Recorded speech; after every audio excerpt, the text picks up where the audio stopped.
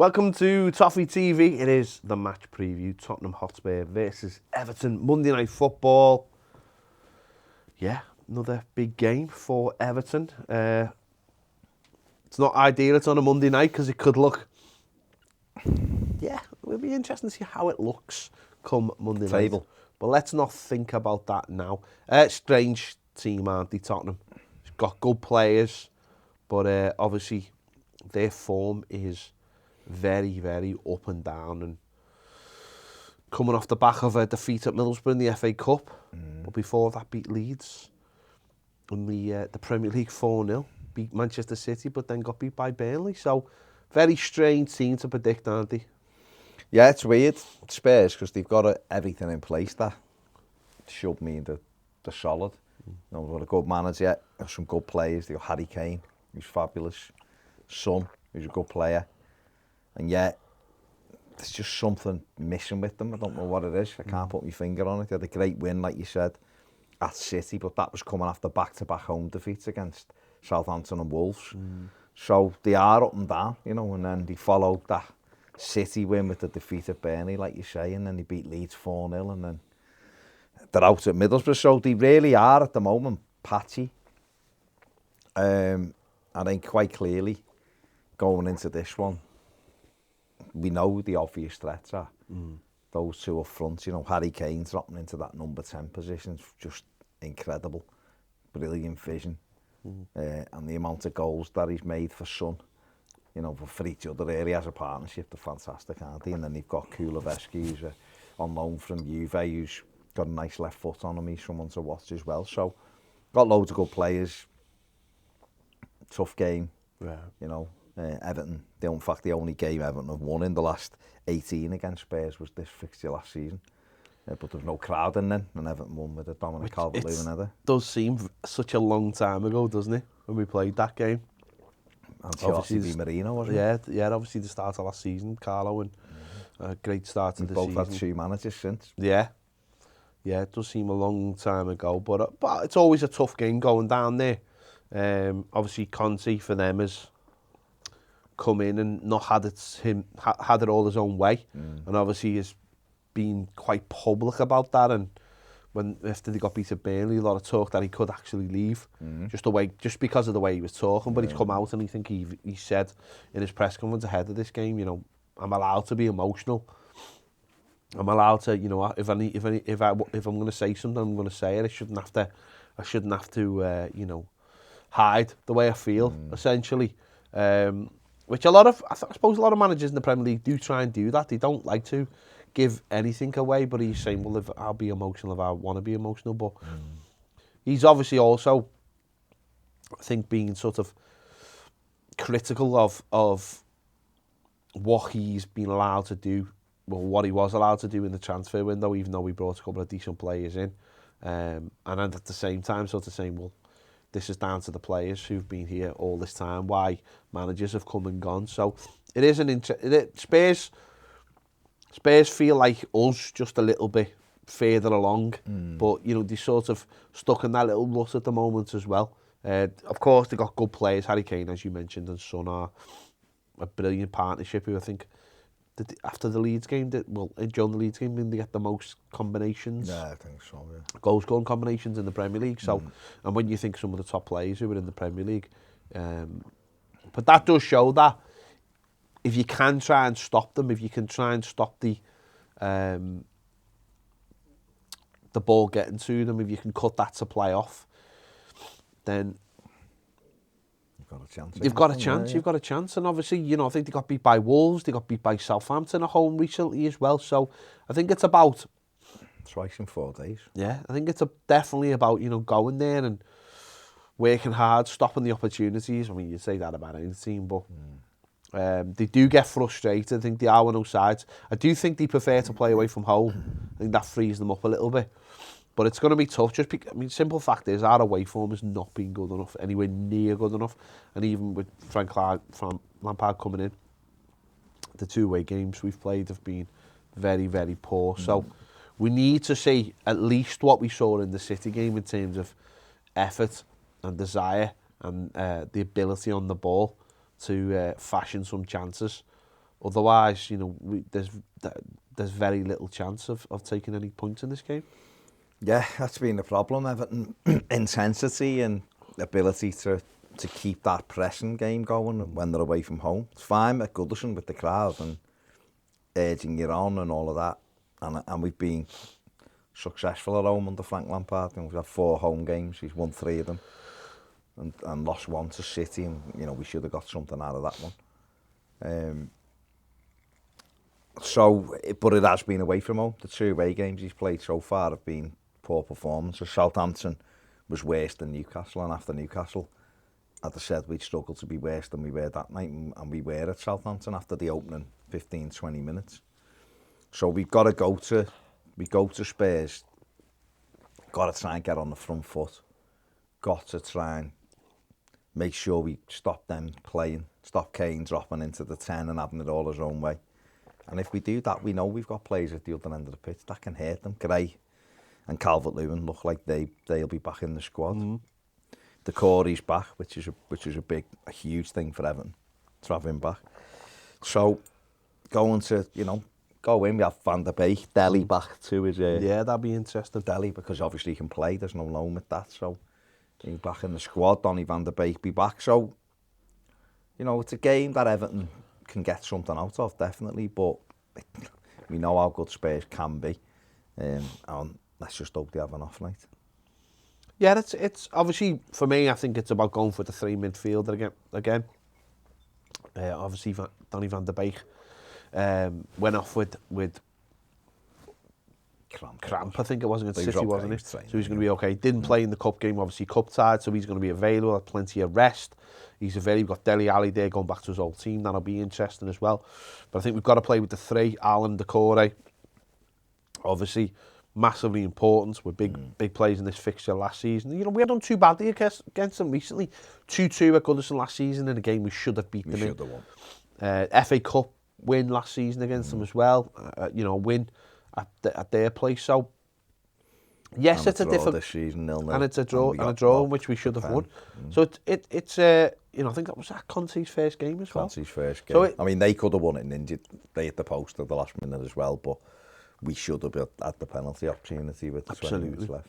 So it is a very difficult game if those two for them click.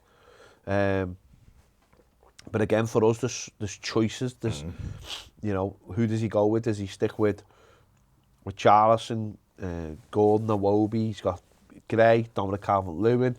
So we have got players that can come in. You know, does he? I don't know where you find a position for Dele Alli in the side at the moment, but we have got a few options. It's just about for Frank Lampard understanding what he needs to do and where we can hurt them. You know, these have played 3 at the back. They've played 4 at the back as well, haven't they? So I think, again, as always, it's going to be that midfield battle, and I think that's why, again, we've got to have the 3 in there, and we've got to, and I think we will, and I think we'll use the 3 for the rest of the season, because now he's got the 3. You know, he's mentioned the core, saying he's unlike a lot of players in the Premier League, his unique skill set. Alan is a lot more versatile in the 3 as well, gets around the pitch, and Donny van der Beek's that player who is so comfortable on the ball that he can pick it up, take it, and then move it along. And I think that is the 3, and it's going to be interesting then how we work it. Do we play? Do we go with like defensive fullbacks, attacking fullback? You know, there's a few different things. It's just obviously so far we haven't really found the formula, certainly away from home. We've got to start finding it. We've got to start picking up points. Absolutely, we can't rely on the home games, even though the home games may be what ultimately keeps Everton safe. You got to start building something. You can't. Absolutely. How can you not play away from home? They took 6 points away from home all season. It's absolutely criminal. Yeah. You know, it's March. Yeah. And Everton took 6 points, and we had 3 of them we had 4 after the first 2 away games. Yeah. So we took 2 points since August away from home. That's embarrassing. And yet those 2 points were at Old Trafford and Stamford Bridge. Yeah. So we've lost to some dross in between. Don't get me wrong, we've been dross as well. Don't get me, you know, I'm not trying to shy away from that. But to take 6 points away from home is a disgrace. Yeah. And Everton, it's about time Everton started picking some points up. Yeah, because you just mentioned it there. You start picking points up away from home, it takes the pressure off, even if it's a draw, takes the pressure off at home then. At your total, don't we? You just totting her up, totting her up. Everton have just got to go their game plan, whichever it's going to be. Are we going for the win? Are we going to try and stop Spurs from, creating chances and scoring goals? Let's just hope it's a positive result. If we win there, it'll be the first time since 2007. We won in 6, we won 7, we won 2008. Beat them 3 years on the run there. And if they lose, Conte's never lost 3 home games in his career on the run. So it's against on Spurs haven't lost 3 home games since the Juan de Ramos was the manager. Bloody hell. Back in 2008 or something. Yeah. So they don't normally do it, but then that's football, isn't it? Yeah. We won a lot of away games last season, and we won at places like Arsenal and Anfield where we haven't won for 20 odd years. So well, let's have a little look at Son's numbers for this season. 22 appearances, 22 starts, 10 goals, 5 assists, 2.4 shots per game. His movements are so clever, the way, and the way Kane pulls off and has now become that sort of number 10. We've seen the goal last week, the 4th goal against Leeds, absolutely fantastic the way he found them. And the way Son got over the top of him. It's funny, isn't it, the way he used to be almost like that bit bar player, come off the bench and score goals, and it was a way, they had to find a way, and Harry Kane has adapted his game so well to pull into that space because he's so good on the ball, Kane. There's such a threat. His vision's unbelievable, Harry Kane's. Vision is incredible. Son's a great finisher. You've got to just try to limit that space for them to run into because they're a threat.